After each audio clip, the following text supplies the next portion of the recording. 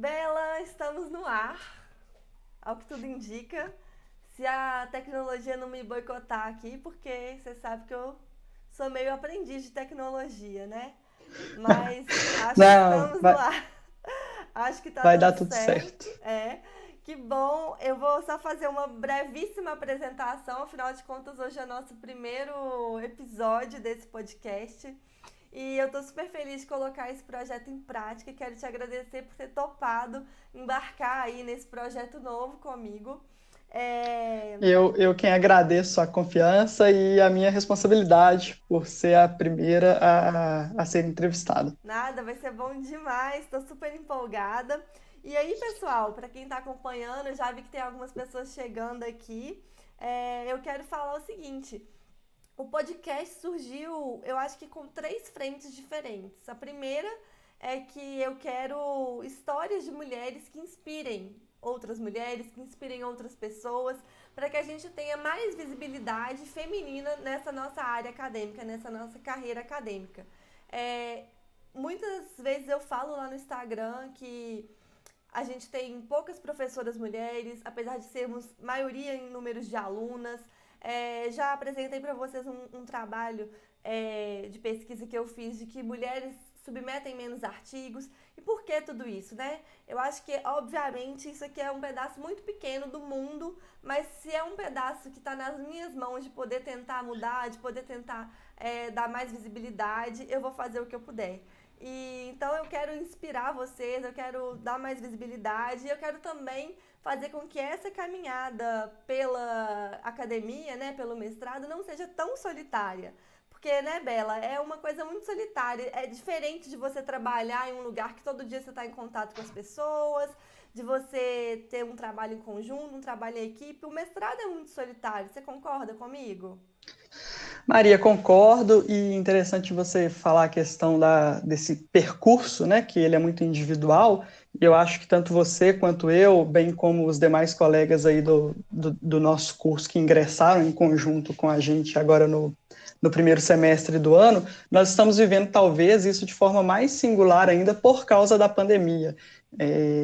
O percurso já é solitário por si só e na pandemia as aulas acontecendo de forma remota, esse caminho vem sendo ainda mais solitário e por vezes a gente acaba trocando figurinhas sobre isso e é uma comunhão que eu acho que todos que estão ali no mesmo caminho que a gente acaba relatando de que é solitário e ainda mais na pandemia que a gente está privado, inclusive, do convívio social das aulas que seriam até então presenciais.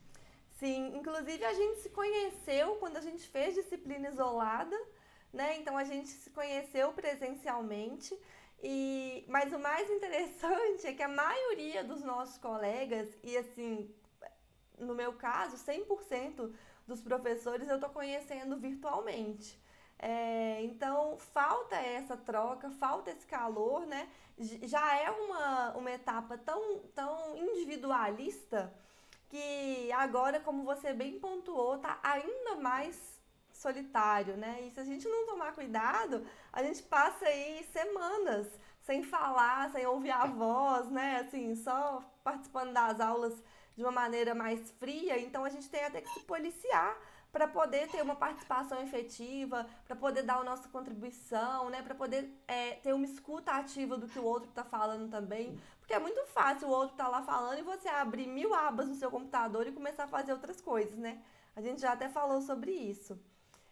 Bom, Ficar disperso nas aulas, aquele contato entre uma aula e outra nos corredores, seja da escola, da faculdade, agora no nosso caso do mestrado, ele é imprescindível para a relação, para o contato, para a aproximação tanto dos alunos quanto dos professores. E isso, eu até vejo que a PUC em si, eles têm se dedicado para que esse contato aconteça, e a nossa turma também, de certa forma, tem conseguido interagir bem, apesar da distância e do contato virtual.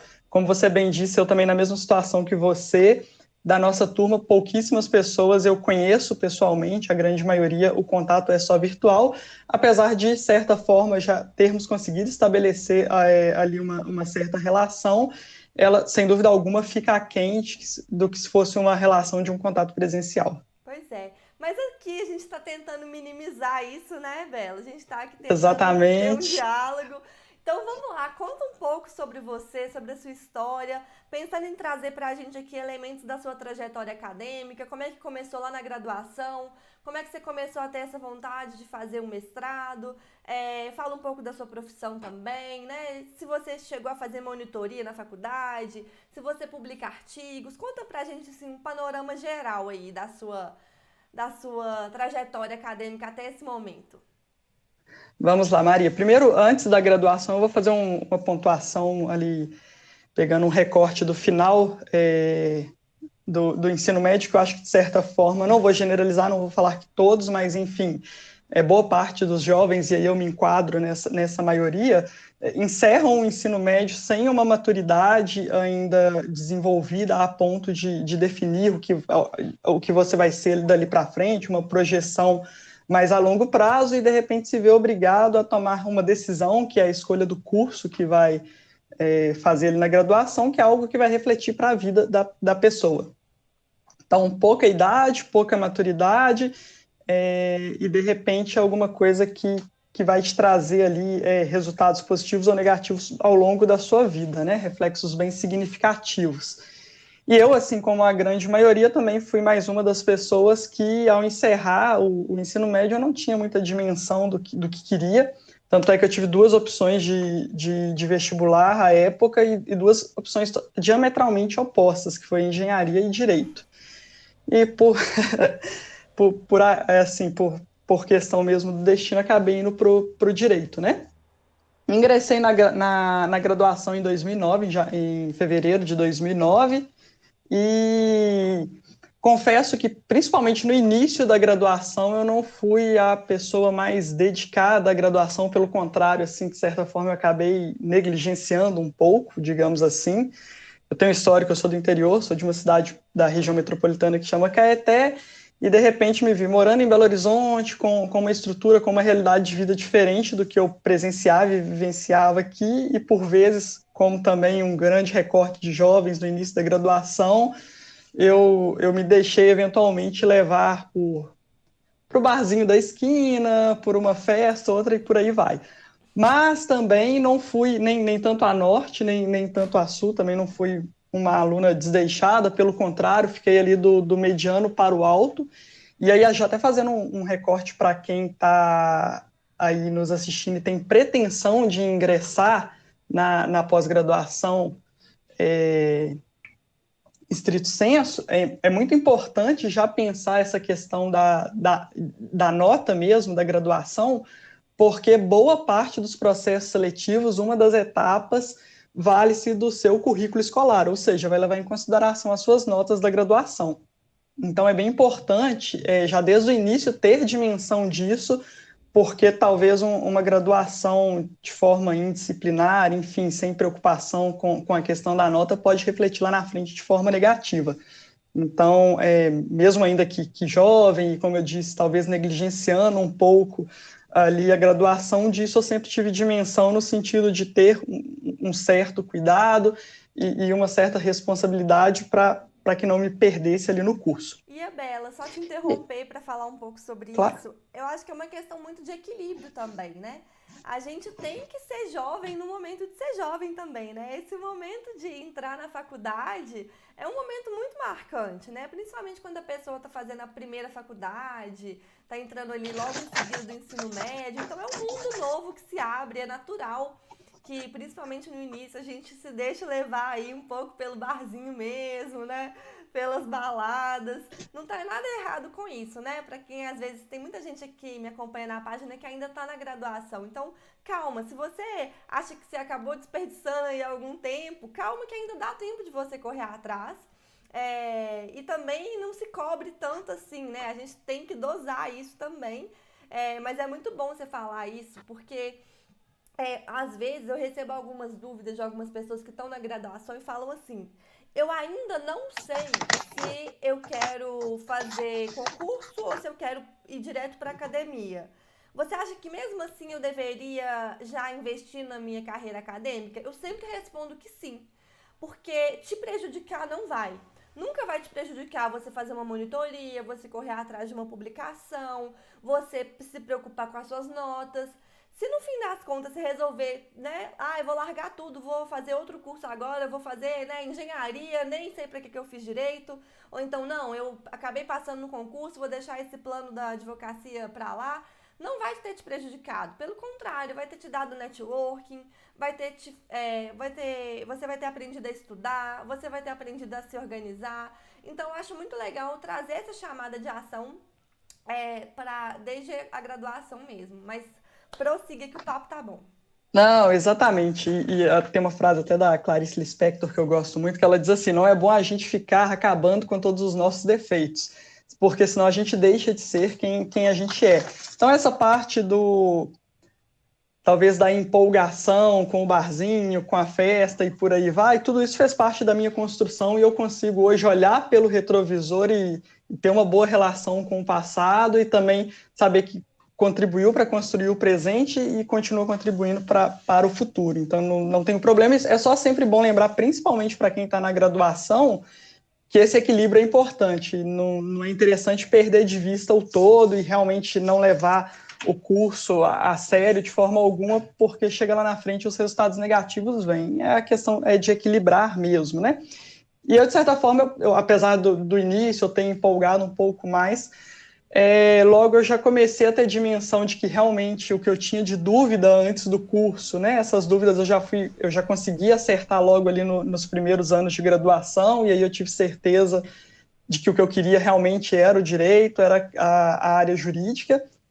E a partir deste momento eu comecei a me interessar mais. E uma coisa também, Maria, que eu vejo nas faculdades, universidades de direito, que assim, é uma reflexão interessante, de certa forma, a gente acaba, tanto a faculdade acaba oferecendo, como a gente também acaba trabalhando muito mais as matérias mais práticas. Elas são mais interessantes, instigam muito mais, quando a gente pensa no direito penal, no direito civil, na prática, por exemplo, isso é muito mais instigante do que, às vezes, outras matérias que ficam deixadas de lado, tanto pela instituição quanto pelos alunos, que são matérias, disciplinas como, por exemplo, filosofia, hermenêutica, psicologia jurídica, e hoje no mestrado eu volto a ter contato com essas disciplinas com uma maturidade, com uma dimensão da importância delas, de uma forma totalmente diferente com a qual eu passei pela graduação. E quando eu falo aí no início que eu negligenciei um pouco, eu também me coloco nessa situação de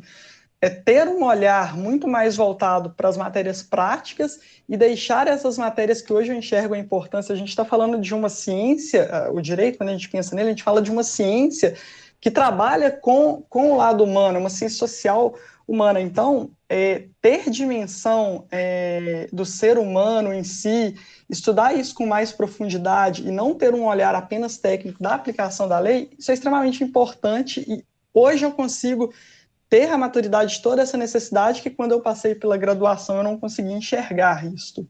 A própria matéria metodologia, né? É uma matéria muito negligenciada na maioria das faculdades, por parte das faculdades e também por parte dos alunos, né?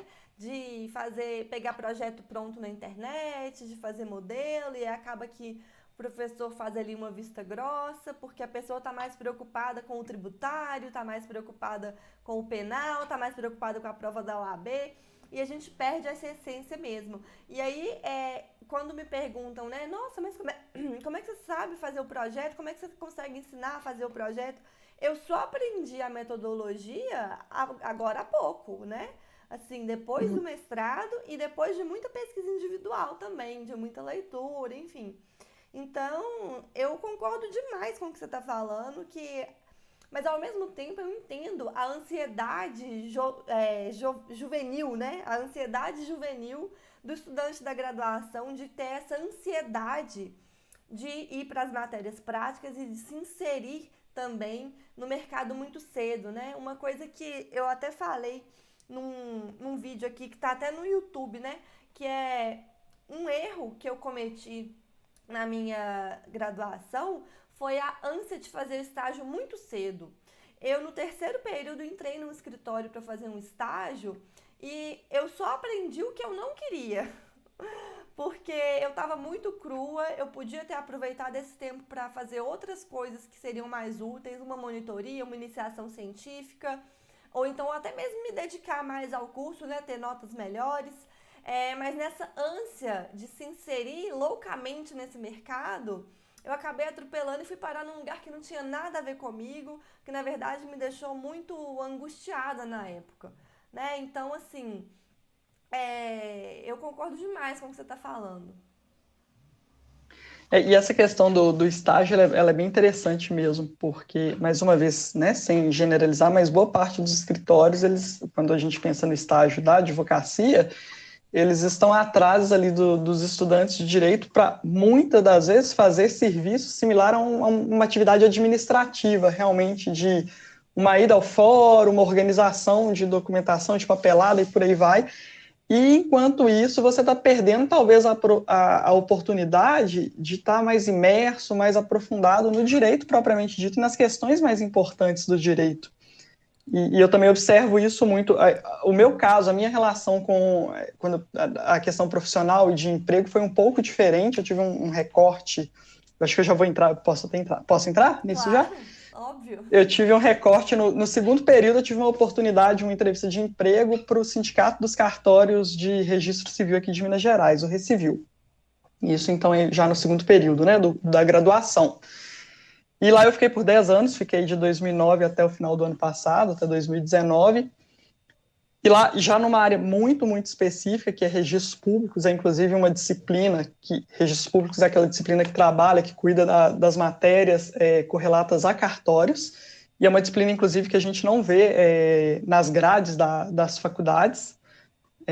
Começa-se a falar agora um pouco mais, naquela época, há 10 anos atrás, muito menos, mas ainda hoje é mais comum, ou como nós estamos tendo agora no mestrado, uma disciplina, ou às vezes uma pós-graduação, mas na graduação pouco se fala, poucas têm essa grade. Então, enfim, o meu recorte foi um pouco diferente, porque já no segundo período eu tive a oportunidade de começar a ter contato com uma área do direito que é muito específica, que não é comum se ver em graduações, né? Então, eu comecei lá como estagiária, fiquei o curso inteiro lá como estagiária. Na sequência, após formada, me tornei advogado, fui para o cargo de advogado júnior, depois advogada e de 2015 até o final do ano passado como supervisora jurídica do departamento jurídico. Então, eu tive uma imersão ali numa área, num ramo do direito muito específico. E concomitantemente, nos últimos 3 anos, eu assessorei, também fui assessora jurídica de uma comissão gestora que é responsável pela gestão de um fundo financeiro relacionado também a cartórios, uma coisa bem específica. E aí eu já tive uma experiência já bem mais interessante, que foi assessorar uma comissão que era composta por 5 oficiais de cartórios do estado de Minas Gerais, e o qual eles tinham ali como atribuição gerir recursos financeiros, e eu os assessorava juridicamente, né?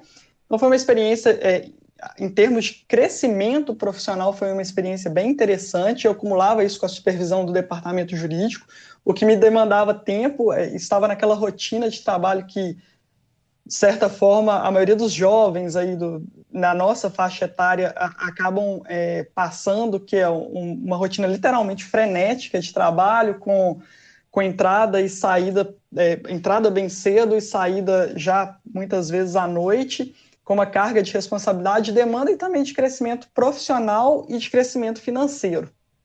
Então, eu estava, de certa forma, digamos assim, até o final do ano passado, no padrão do que se espera para alguém que tem uma formação. Eu me formei em 2014, né? Para alguém que tem uma formação aí de 5 anos de formado, né? Eu estava em ascensão e num caminho interessante, digamos assim. Não, e assim, com um reconhecimento já na área, né? E já assim, com um cargo de supervisão e ainda chefiando outro projeto.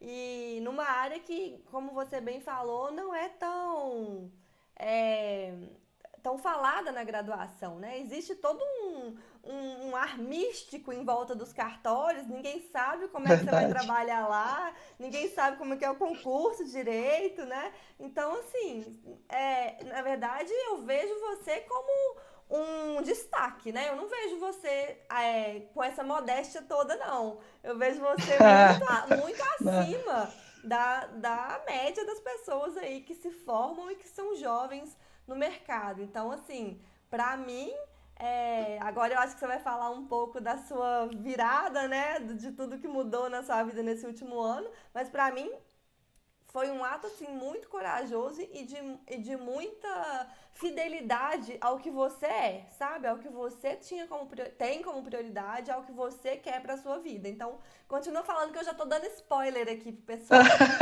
Só Não, falar vamos lá. E também aí, que então, eu não sei se você consegue ver, mas o pessoal no chat aqui tá falando, estão gostando, falando que as ponderações estão excelentes, estão concordando com o que a gente está falando, só para te dar esse feedback que tem gente que coisa assistindo. boa. Eu não consigo ver aqui da minha tela, não, mas obrigado aí por todo mundo que está assistindo. Um abraço a todos.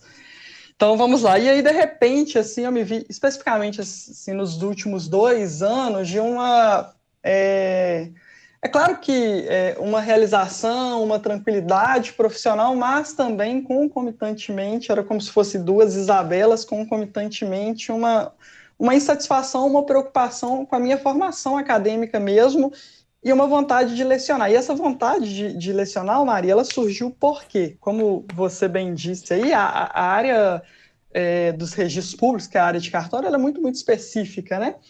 Então, em razão da especificidade e em razão do meu contato, eu tive 2 experiências com cursinhos preparatórios para concurso de cartório. Eu lecionei algumas aulas num cursinho em Curitiba e outro aqui em Belo Horizonte. E todas as 2 experiências, para mim, foram maravilhosas. E a partir delas, né, e nada melhor do que a prática para você ter certeza que é algo que você quer, a partir delas eu comecei a pensar na questão de lecionar. Foi algo que começou a me chamar a atenção. E isso fazendo um recorte há uns 3, 4 anos atrás. Então, já tem um pouquinho de tempo. E daí em diante eu comecei a amadurecer essa ideia, com a vontade do mestrado, pensando no mestrado. Quando foi no início do ano passado, ainda lá no sindicato, eu fiz uma disciplina isolada, que foi aí que nós nos conhecemos. Eu fiz uma disciplina isolada no primeiro semestre. Foi uma disciplina importantíssima, e já fazendo um parênteses, quem pretende o mestrado ou o doutorado, talvez pensar numa disciplina isolada é um caminho muito, muito legal. Primeiro, para você ter um contato e saber se é realmente aquilo que você quer. E o segundo ponto o processo seletivo. Se você já tem algum contato, já tem alguma familiaridade, de certa forma, ele se torna, não vou dizer mais fácil, mas um pouco mais suave. E eu pude experienciar isso no meu processo seletivo. A PUC são 3 etapas, né? Primeiro a prova de línguas, depois a prova escrita, e essa prova escrita no edital geralmente indicam ali, no nosso caso, no nosso processo seletivo, foram 5 obras, dentre livros e Foram artigos. seis obras, o nosso. 6 obras, desculpa, 6 obras entre livros e artigos.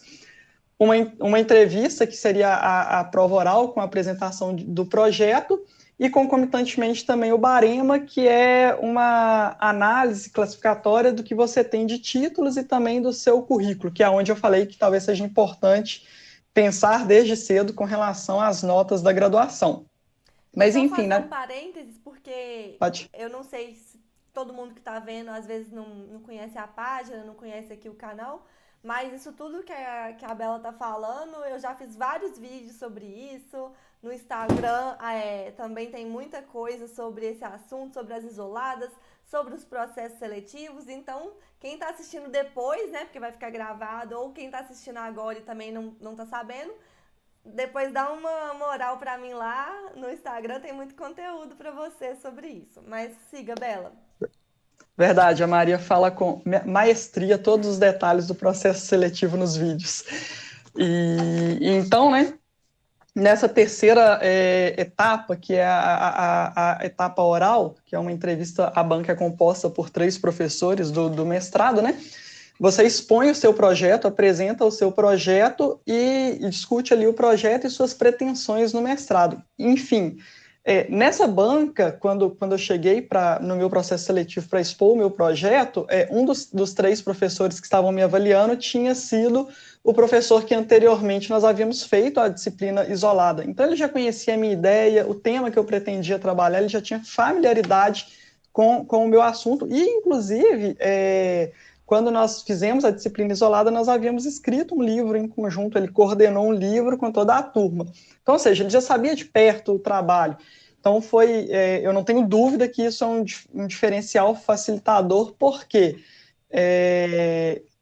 a disciplina isolada me proporcionou na prova, na prova oral, um dos meus avaliadores já ter um certo conhecimento do que eu pretendia fazer ali. Isso eu acho que é bem interessante também, fica como sugestão para quem tiver interesse do mestrado, pensar talvez na disciplina isolada. E agora, fechando esse parênteses que ficou grandão,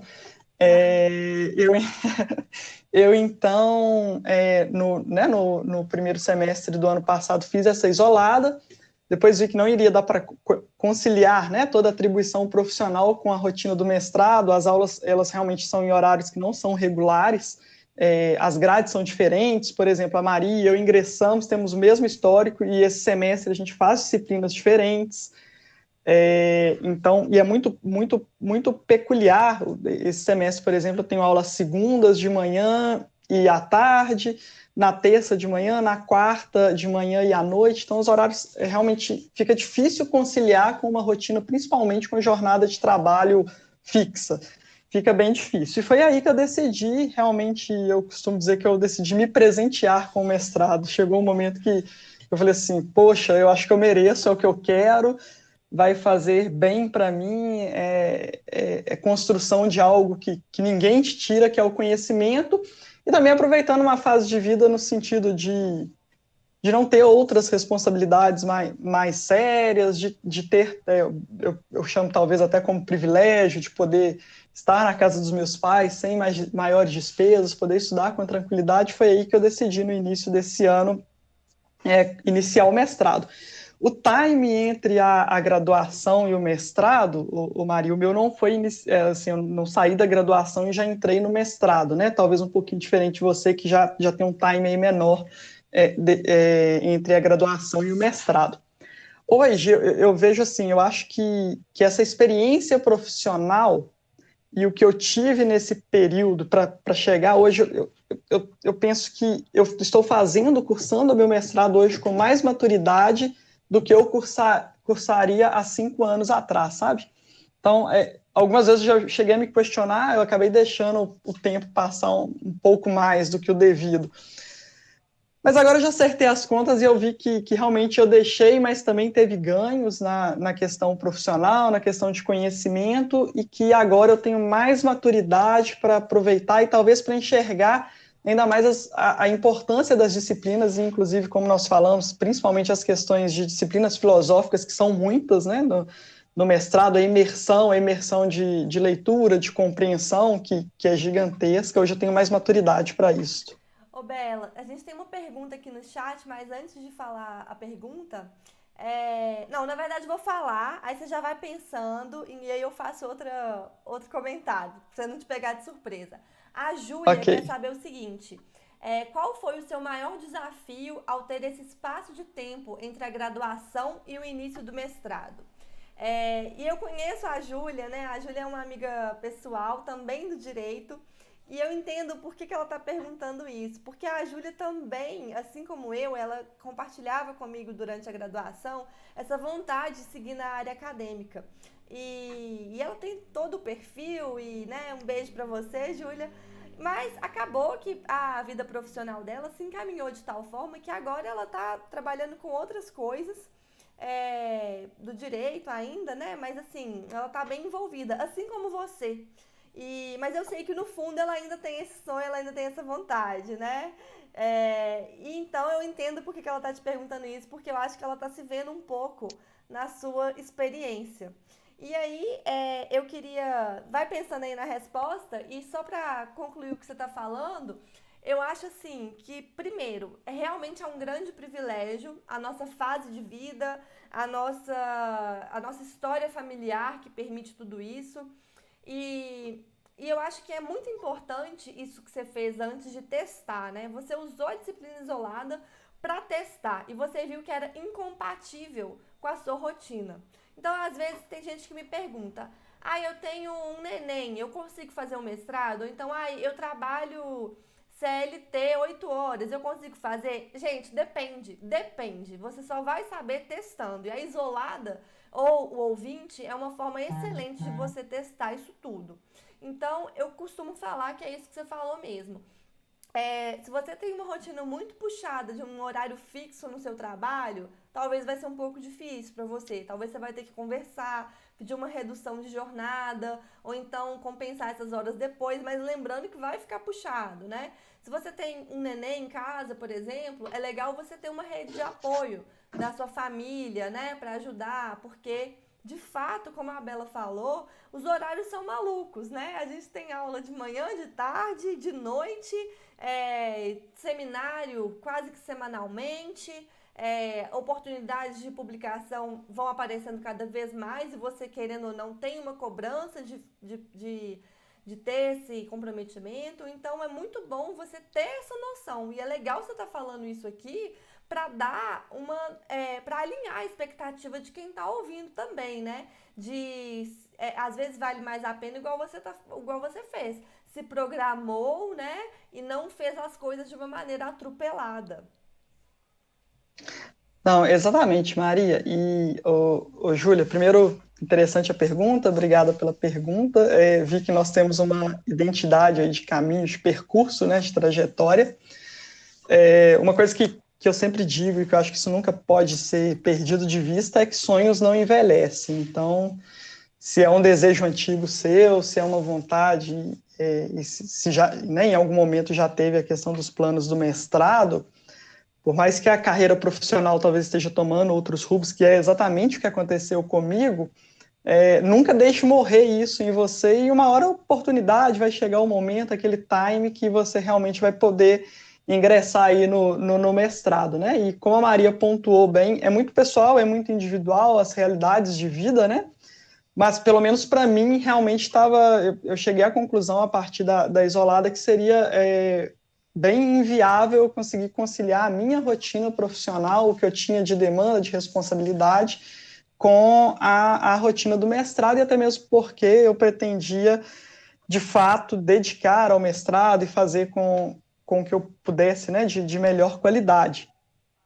E ali vão passando os semestres, a gente vai vendo que a demanda vai aumentando. Por exemplo, hoje a Maria, toda segunda-feira nós temos uma disciplina à tarde, que é uma disciplina da tarde da segunda, que é Direito de Família e Psicanálise.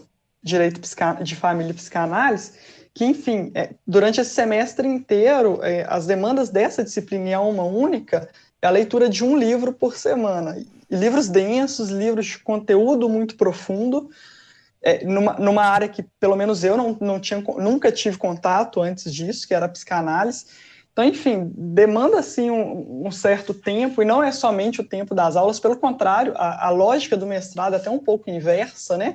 Você se prepara para a aula antes, você faz as leituras prévias, você estuda o tema previamente para poder chegar na aula e ali compartilhar o aprendizado já. Então, enfim, diferentemente, às vezes, da graduação, que está o professor ali para ensinar do zero, do beabá, já no mestrado é o inverso. Você se prepara e vai ter o professor ali para te orientar a partir de um conhecimento prévio. E esse conhecimento prévio, ele demanda dedicação. Então, para mim, era inviável conseguir conciliar, Júlia. Por isso, a decisão de interromper, né, a questão profissional e dedicar exclusivamente ao mestrado. E de anseio, de incerteza, insegurança, eu acho que isso é inevitável. Eu desde sempre eu tinha insegurança quando eu estava seguindo o caminho profissional e me afastando do mestrado. Quando eu tomei a decisão de afastar a vida profissional e dedicar ao mestrado, continuei compartilhando da mesma indecisão, e ainda hoje continuo. Por exemplo, há 2 semanas, depois de uma aula que acabou me tocando um pouco mais, assim, na hora que terminou a aula, eu mandei um áudio para a Maria no WhatsApp, falando: Maria, eu não sei o que eu estou fazendo, eu acho que não sei se meu caminho que eu estou seguindo é o certo, eu estou em dúvida, estou com receio, mas eu acho que isso é natural da nossa vida mesmo. Ainda até pegando de hoje da nossa aula de psicanálise, lá nós estávamos falando assim que para os gregos só é possível chegar à conclusão se a pessoa teve uma vida afortunada no sentido de vitoriosa ou trágica no sentido de derrotada, depois da morte, né? Que até a hora da morte a gente está exposto ali a qualquer sorte, seja a boa sorte ou a má sorte, né? E isso acho que faz parte da nossa vida, assim, a incerteza, a insegurança, ela vai existir sempre, né? Mas hoje eu vejo com mais tranquilidade que, apesar dos meus medos, receios e eventualmente inseguranças, eu estou conseguindo realizar uma coisa que eu queria e isso me satisfaz muito. Assim, eu estou bem satisfeita, tanto é que eu costumo chamar de presente quando eu decidi interromper tudo e ir para o mestrado. Nossa, gente, quando eu chamei pra assistir o podcast hoje, eu falei que ia ser inspirador e falo sério, né? Tá sendo muito inspirador, eu tô aqui emocionada com a sua história. E essa frase que você falou, né, é do Milton Nascimento, né? Que sonhos não envelhecem. É, E a minha mãe tá aqui comentando no chat, ó, falando que nunca é cedo ou tarde para aprender nada. Fiz meu mestrado aos 39 anos. E aí isso me Ah, lembra. Beijo que para você legal. também, mãe.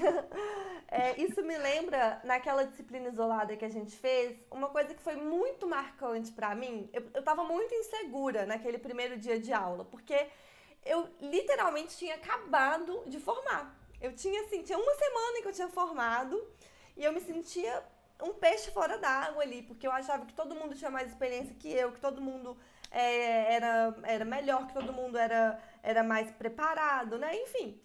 E aí, uma coisa que foi assim, um divisor de águas da minha vida, eu não vou citar o nome deles aqui porque eu não pedi licença para falar sobre isso. Mas você vai se lembrar que tinha um pai e uma filha na nossa sala, juntos, né, Uma das Fábio? histórias mais legais, eu Muito sempre legal. costumo me referir a eles também. Um pai e uma filha. A filha na época tinha exatamente a minha idade, né? Então ela tem 20 e poucos anos. E o pai, eu me lembro que teve aquela aula que todo mundo falou a idade, ele era mais velho que o meu pai. Então, assim, para mim aquilo foi assim, a personificação disso que a gente está falando.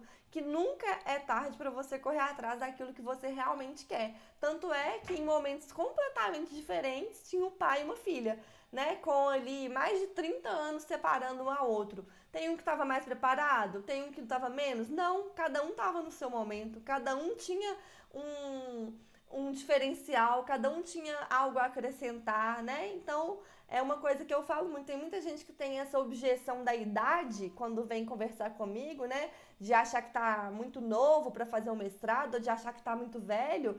Não tem idade certa. A idade certa é a que você tem, né? Exatamente. E primeiro a questão do pai e da filha ali que foi o nosso primeiro contato, também é algo que me marcou, assim, é bem emblemático. Frequentemente eu volto a essa história e sempre comento porque para mim foi algo bem interessante. Eu também me lembro bem de, acho que a primeira ou segunda aula, enfim, a primeira aula de apresentação e tudo mais.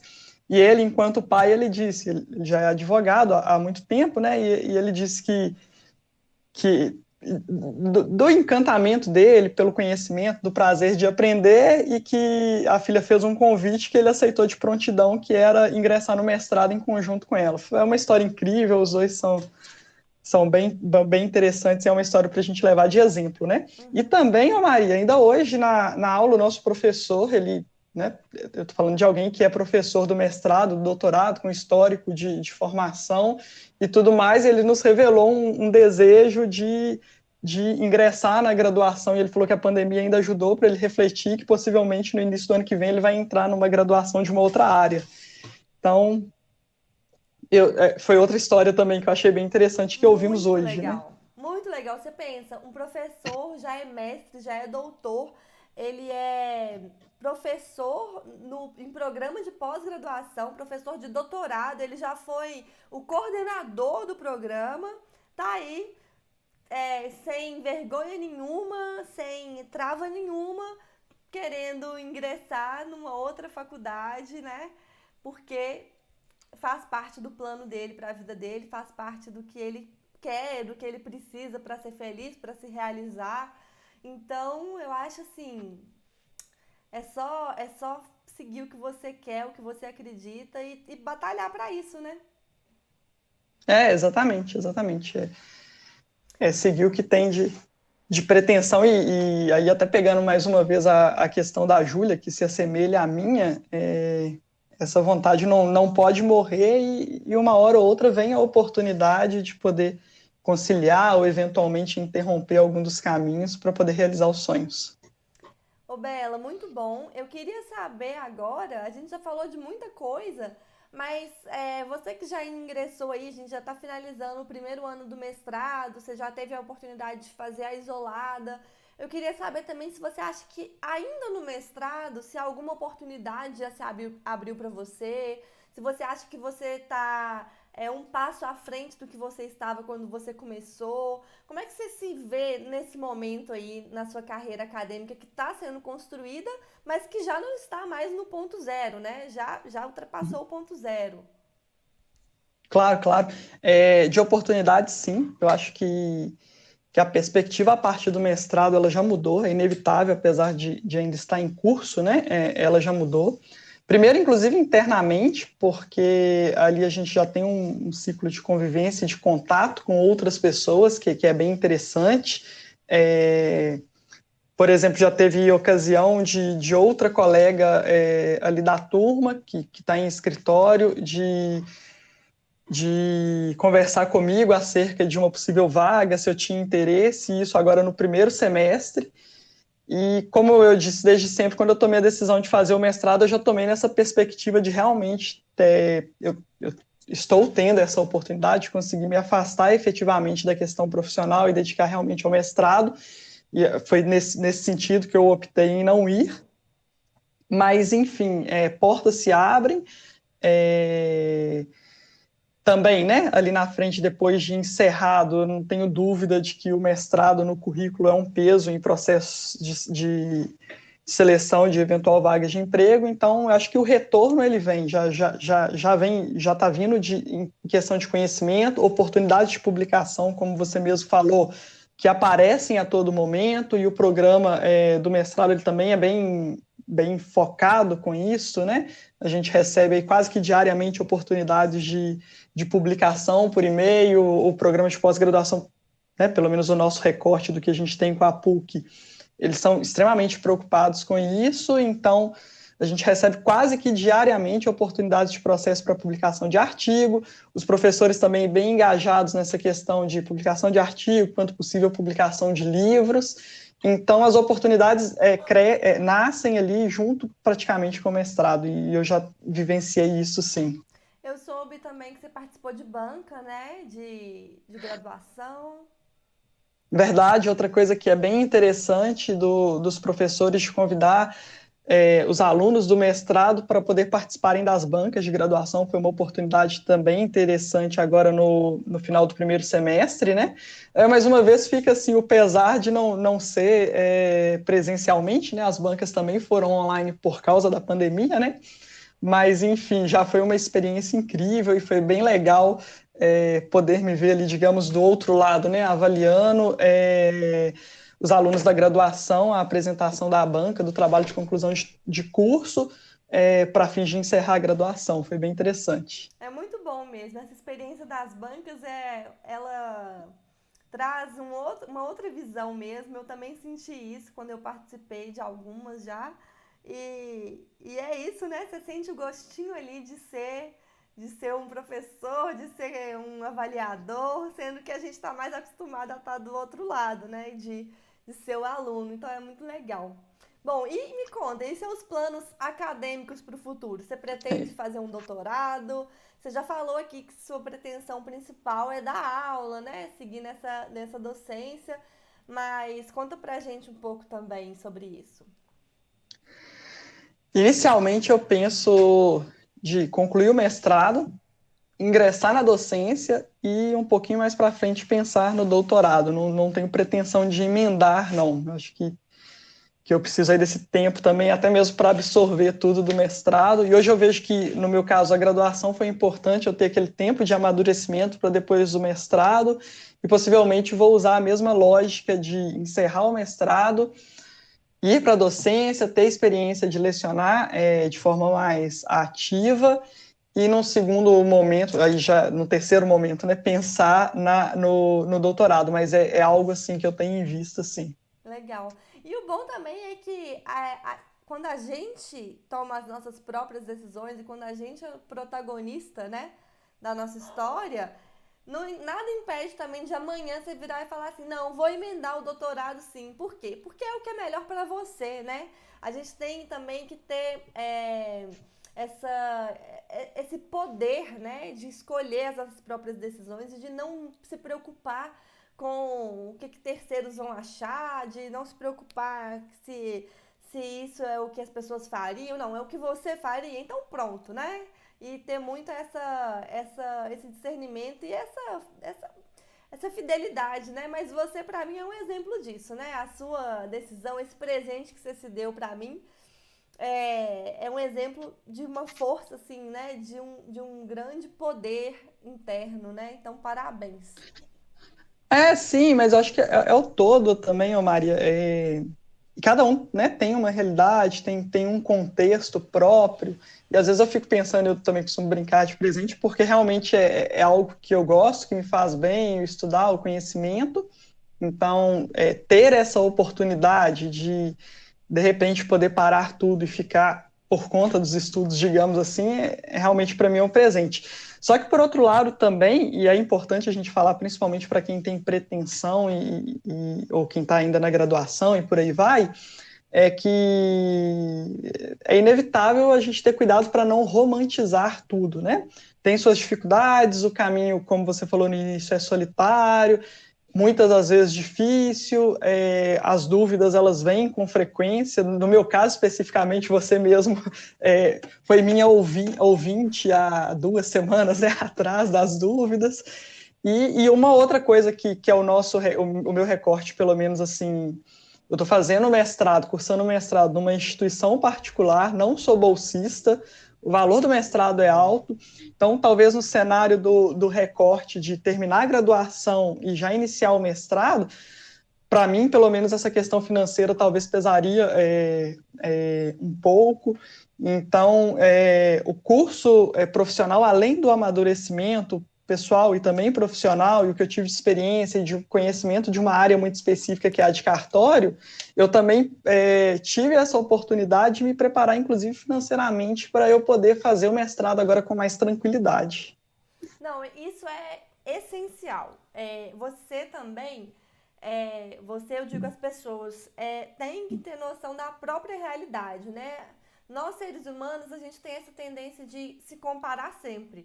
Então, você se compara com a pessoa que foi direto da graduação, eu me comparo com a pessoa que teve um gap e pôde se dedicar mais a uma área mais profissional, o outro se compara a quem foi fazer o mestrado antes de ter filho, aí o outro se compara porque vai ter filho depois. Então, assim, a gente é aquela coisa, né? A grama do vizinho tá sempre mais verde, a gente romantiza, essa palavra é excelente, a gente romantiza a realidade do outro e coloca as nossas expectativas querendo ter a vida que o outro mostra pra gente também, né? Só que é, a gente falou isso, eu e minha convidada, que foi a Lívia, a gente falou isso na live sobre produtividade, que as pessoas só mostram também o que elas querem mostrar. Então, é muito fácil a gente romantizar a vida do outro, porque não é a gente que está vivendo. Então, é algo que eu sempre gosto de falar, é dar essa dose de realidade que você está dando também. De falar que sim, que os índices de saúde mental em estudantes de pós-graduação, mestrado e doutorado são o pior nicho que tem, de acordo com os estudos de psicólogos, que é uma caminhada solitária, que muitas vezes as mulheres são invisibilizadas, que muitas vezes vai ter alguém puxando o seu tapete, mas por outro lado também vai ter gente te dando a mão, vai ter um professor que vai te ajudar, vai ter um professor que vai te abrir portas. E a gente tem que saber se equilibrar no meio disso tudo e entender que quando a gente está olhando de fora, parece super glamuroso, né? Às vezes, quando a gente fala assim, eu faço mestrado, às vezes as pessoas reagem assim, nossa, eu acho chiquérrimo quem faz mestrado, nossa, isso significa que você é muito inteligente. Enfim, eu já ouvi coisas desse tipo. Ainda mais com o meu trabalho agora que tem sido voltado para essas mídias sociais, né? Então eu coloco, é uma vitrine, né? Eu tô colocando essa parte da minha vida numa vitrine.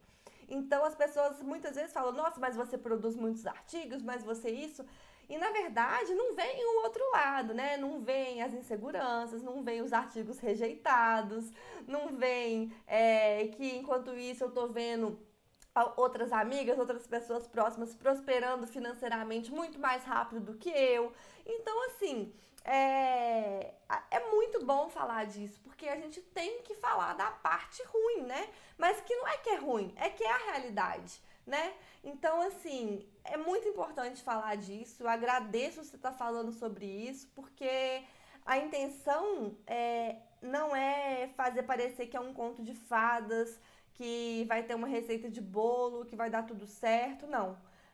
Mas é mostrar também que mesmo com todas as dificuldades, pra gente tá valendo a pena, pra gente tá sendo legal, Sim. né? Pra gente faz parte do nosso plano de carreira e de realização pessoal. Então, que isso sirva também de inspiração, né, para outras pessoas. Não é sinônimo, né, de principalmente sucesso profissional, não é sinônimo, mas eu acho que que é um bom passo. Quem passa ali pelo mestrado acaba saindo um pouco na frente, mas até mesmo para cursar o mestrado você tem que ir com essa, que eu hoje me sinto muito mais com uma realização pessoal do que profissional, porque eu acho que o profissional vem. Você fazer só com a pretensão do profissional, eu acho que por vezes vai ficar frustrado, até mesmo porque o que você tem de disciplina do mestrado, o que você tem ali de imersão de conhecimento, muitas vezes está muito distante do que é prática jurídica, pelo menos ali na esfera do nosso recorte do direito. São questões muito mais profundas, talvez até mais para uma área filosófica, do que o direito prático, por exemplo, uma questão pragmática ali do direito. Então, quem entra só na perspectiva da ascensão profissional, sem o prazer pelo estudo, pela imersão do conhecimento, de aprofundar, de passar por dificuldades de entendimento mesmo de matéria que às vezes são mais profundas e mais densas, tem uma probabilidade de ficar mais frustrado ali com o curso. No próprio processo seletivo, na verdade, a pessoa já tem grandes chances de se frustrar, de não ser aprovado, porque o próprio programa vai muitas vezes perceber que a pessoa está ali só por uma ascensão profissional, que é ótimo, gente, que é legítimo. É mentira eu falar que estou fazendo mestrado sem ter pretensão profissional. Eu tenho pretensão profissional e financeira, óbvio, mas tem algo além, né? Tem uma motivação, tem algo que tem a ver com vocação, né? Tem algo que tem a ver com sonho. E no próprio processo seletivo, se você não tem esse perfil, né, de cientista, de produzir conhecimento, de ser um estudante, talvez você ali no próprio processo seletivo já perceba que não é para você, porque você não vai muitas vezes nem ser aprovado, né? A banca vai perceber que não é isso que eles querem para o programa. Então, eu acho assim que a gente tem que ter muito essa noção mesmo e a gente tem que compreender que os passos vão sendo dados um de cada vez, né? E isso também tem muito a ver com essa ansiedade, né? Essa maturidade que a gente vai alcançando e mesmo, né, estamos aqui falando, somos duas jovens, mas é bem diferente a maturidade que se vai alcançando academicamente e pessoalmente também, né? De trabalhar e de conviver com outras realidades. Então, eu acho que isso tudo enriquece muito. Muito, muito, sem dúvida. E até voltando um pouquinho em algo que você falou anteriormente, quando a gente acaba... eu também tive isso antes de entrar no mestrado, você acaba idealizando que é algo que é inalcançável, assim, que vai estar muito fora da sua realidade. E pelo contrário, assim, as turmas, tanto quando eu fiz a isolada, e você também, quanto agora já de forma regular no primeiro e no segundo semestre, as pessoas são pessoas normais, digamos assim, e e pessoas com peculiaridades, com dificuldades. Vão ter pessoas mais velhas, como nós falamos agora há pouco, de um pai com uma filha, vão ter pessoas que são mães de crianças novas, pais de crianças, mulheres grávidas e por aí vai. Então, enfim, cada um tem sua realidade, seu histórico de vida, e ali, de certa forma, está todo mundo junto, e uma coisa que é interessante, que pelo menos, né, o que a gente está tendo experiência com a turma, é uma certa união, compreensão e um caminhar junto, que é bem legal também a caminhada dessa forma com a turma. Muito, muito legal. E, inclusive, é um dos objetivos desse nosso bate-papo, né? Infelizmente, está chegando ao fim. Eu falei que ia passar num piscar de olhos, não falei na hora que eu te convidei, porque Falou, falou. passa muito rápido, ainda mais quando a gente está fazendo com uma pessoa que a gente gosta, quando a gente tem afinidade, que é o nosso caso, né? Que a gente já tem Exato. esse vínculo. Mas a gente está aí caminhando para os minutinhos finais, já está dando 1 hora o nosso bate-papo. E eu queria te agradecer mais uma vez. Obrigada por compartilhar a sua trajetória, por compartilhar as suas angústias, por dar tantas dicas, por ser realmente uma inspiração para mim e para muita gente que está assistindo. Queria te falar que ficou muita gente assistindo, depois no WhatsApp eu te falo direitinho. E um beijo Ah, também que para bom. quem está assistindo, para quem participou aqui no chat, tivemos várias mensagens. E aí, para finalizar, se você quiser deixar aí alguma dica, alguma mensagem especial, apesar de que você já falou tanta coisa inspiradora que eu nem vou te cobrar isso, mas se você Eu, quiser falar alguma ah, coisa, tá aí os minutinhos finais. Maria, eu que agradeço a confiança. Mais uma vez, eu já te falei em outras oportunidades. Parabéns pela iniciativa da página, pela dedicação, pelo empenho em ajudar outras pessoas e facilitar talvez o processo que nós já passamos, né? Eu não tenho dúvida que você acaba encurtando o caminho para muita gente, desmistificando o que é o mestrado, enfim. Então, parabéns pela sua iniciativa. E quanto às pessoas que estão ouvindo, especificamente aquelas que têm pretensão de ingressar no mestrado ou no doutorado, seja para docência, seja área acadêmica, ascensão profissional, não é bicho de sete cabeças, pelo contrário, é totalmente acessível e possível.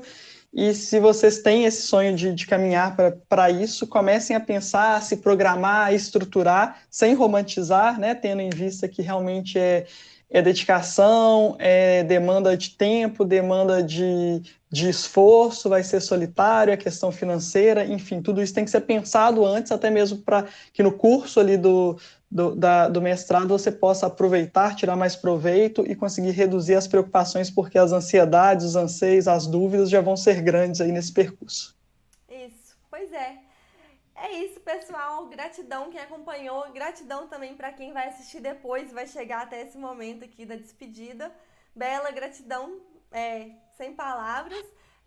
Vou fazer uma chamada, né, para todo mundo que assistiu, tanto agora quanto vai estar assistindo depois, para dar uma olhada no Instagram também, @Vida de Mestre. Tem o canal no Telegram que eu compartilho muita oportunidade de publicação, de congresso, enfim, que é também Vida de Mestre o canal.